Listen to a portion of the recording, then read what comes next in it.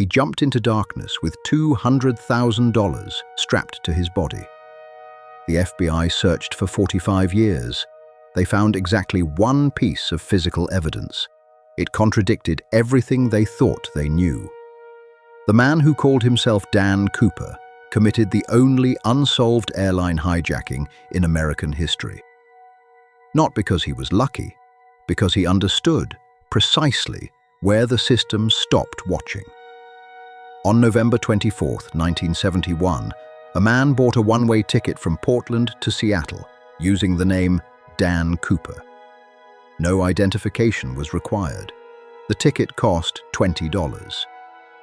He boarded Northwest Orient Flight 305, sat in the last row, and handed a flight attendant a note. The note said he had a bomb. He opened his briefcase briefly to show what appeared to be wires and red cylinders.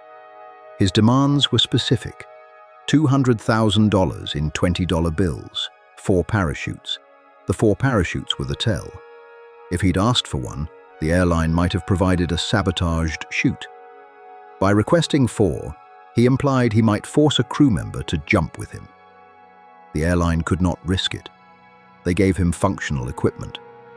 The passengers deplaned in Seattle. Cooper kept the crew.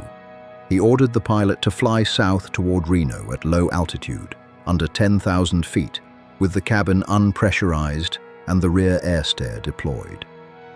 The Boeing 727 was one of the few commercial aircraft in the world that could fly with its rear stairs open.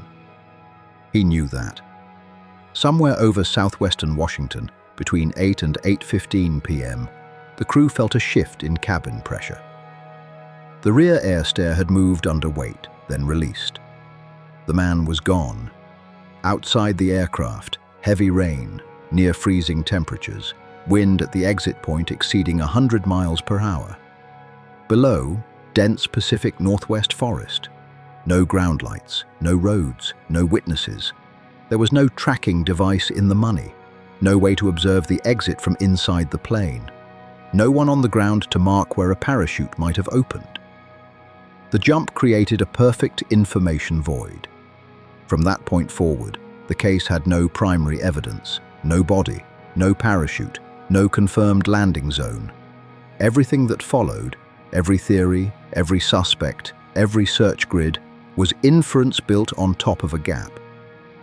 The FBI codenamed the investigation Norjack. It ran for 45 years.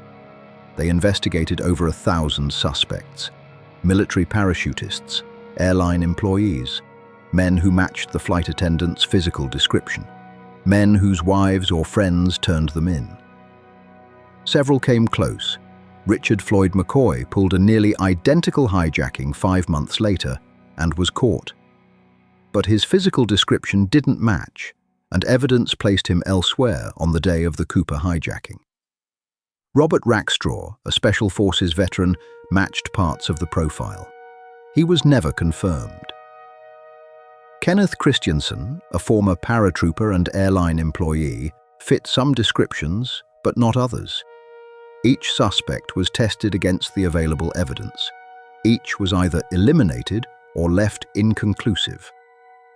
The investigation produced extensive elimination, but no convergence. Suspect after suspect was subtracted from the list.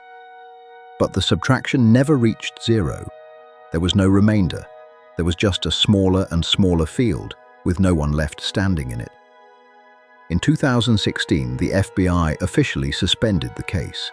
It was the first time the Bureau had suspended a major investigation without resolution.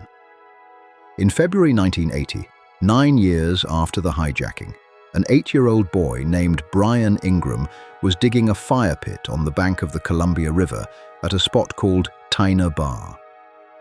He found 3 packets of $20 bills buried in the sand, $5,800 total. The serial numbers matched the ransom.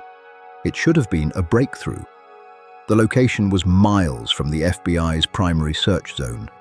The river's hydrology made it unclear how the bills could have traveled there by water.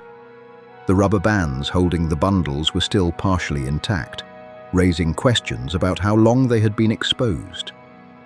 Some analysts argued the money arrived by river flow over years. Others argued it had been placed or buried deliberately. The sediment layers above the bills suggested they had been there since at least 1974, but the analysis was disputed.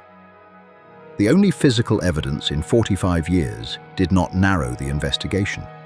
It opened new questions. If the money was there, where did Cooper land? If Cooper landed in the FBI's search zone, how did the money end up miles away? If he buried it himself, why only part of it? Every answer generated a new contradiction. The FBI did not close the case because they identified Dan Cooper. They suspended it because the evidence, after nearly half a century, pointed nowhere definitive. The jump created a void. The investigation filled it with elimination. The money complicated it further. Every theory that fits the hijacking fails the money. Every theory that fits the money fails the jump zone. The case endures because it was built around one structural insight. If nobody sees you exit and you leave nothing behind, the only thing that can solve the case is physical evidence. And the only physical evidence that surfaced in 50 years made the problem harder. Somewhere in the forests of the Pacific Northwest, the answer either decomposed decades ago or was never there to begin with. The system stopped watching at the rear stairway of a Boeing 727. It has not caught up since.